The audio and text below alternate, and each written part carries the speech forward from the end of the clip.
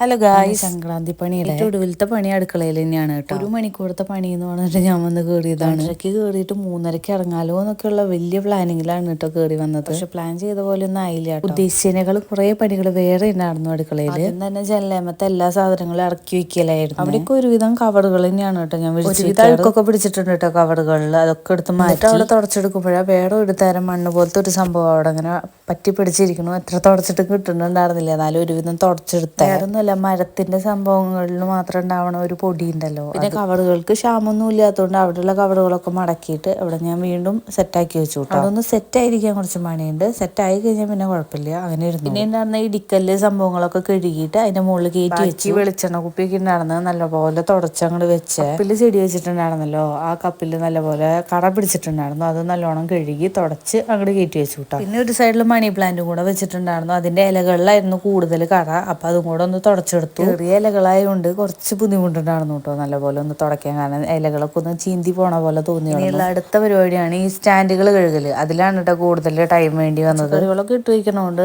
അതൊക്കെ ചീഞ്ഞിട്ട് അതുകൊണ്ട് നല്ലപോലെ കറ പിടിച്ചിട്ടുണ്ടായിരുന്നു. അതൊക്കെ നല്ലോണം ഉടച്ച് കഴുകേണ്ടി വന്നു. അതൊക്കെ കഴുകിയെടുക്കാൻ വേണ്ടിയിട്ട് അതിൻ്റെ ഉണ്ടായിരുന്ന ഉള്ളി എല്ലാ സാധനങ്ങളും എടുത്തിട്ട് വേറെ ഒരു പാത്രത്തേക്ക് ആക്കിയിട്ടാ കുറച്ച് ബലം പ്രയോഗിച്ചിട്ടാണെങ്കിൽ നല്ലപോലെ അങ്ങോട്ട് കഴുകിയെടുത്തേ. എന്നിട്ട് ഉണങ്ങിയ തുണി എടുത്തിട്ട് നല്ലോണം അങ്ങോട്ട് തുടച്ച് പിന്നെ സ്റ്റാൻഡൊക്കെ അങ്ങോട്ട് ഫിറ്റ് ചെയ്തു. ഇതെന്തായാലും ഇനി ജനലേമ കെട്ടി തൂക്കി ഇടണില്ല വിചാരിച്ചിട്ട് മാറ്റി വെക്കുകയാണ്. അപ്പോഴേക്കും സമയം 3:30 ആയി. പണികളൊന്നും പകുതി പോലും എത്തിയിട്ടുണ്ടായിരുന്നില്ല കേട്ടോ. നീരവിന് കൊടുക്കാൻ വേണ്ടിയിട്ടാട്ടോ കുറച്ച് കാടമുട്ട എടുത്ത് കെറ്റിലിൽ ചൂടാക്കാൻ വെച്ചിട്ടുണ്ട്, അതായത് വേവിക്കാൻ. രണ്ടാമത്തെ സ്റ്റാൻഡും കൂടെ അഴിച്ചൊതുക്കി പണിയാൻ പോവാണ്. സംഭവങ്ങളൊക്കെ അഴിച്ചെടുക്കല് ഞാൻ ആദ്യമായിട്ടാണ്. നനഞ്ഞ തുണി വെച്ചിട്ട് തുടച്ചു കൊടുക്കാറാണ് പതിവ്. ഇന്നെന്തായാലും ഒരു വെറൈറ്റിക്ക് കുറച്ച് നാളായി കട പിടിച്ചിരിക്കണം, അത് തന്നെയാണ് ഞാൻ കഴുകാന്ന് വിചാരിച്ചത്. ഒക്കെ വയ്ക്കുന്ന സ്റ്റാൻഡിന്റെ ഈ ക്രീം ഭാഗം ഉണ്ടല്ലോ, അതൊക്കെ നല്ല കട പിടിച്ചിട്ടുണ്ടായിരുന്നു. കഴുകി ഇപ്പൊ ഇതാ തിളങ്ങി വരുന്നു. അപ്പൊ എനിക്ക് നല്ല സന്തോഷമായിട്ടാണ്.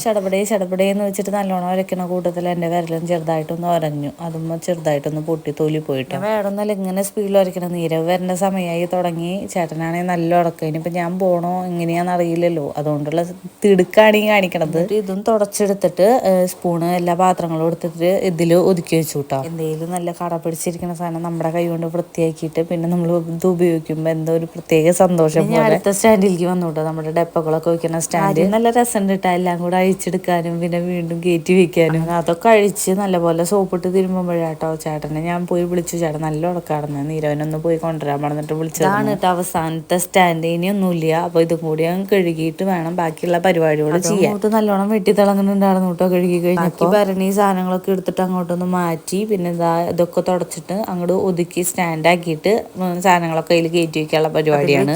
ടിന്നുകൾ തുടങ്ങുമ്പോഴേക്കാണ് നീരവ് വന്നത്. അപ്പൊ ഞാൻ നീരവന്റെ അടുത്തേക്ക് പോയി. ഞാൻ അടുത്ത വീഡിയോയിൽ പറയാം. ടാറ്റാ.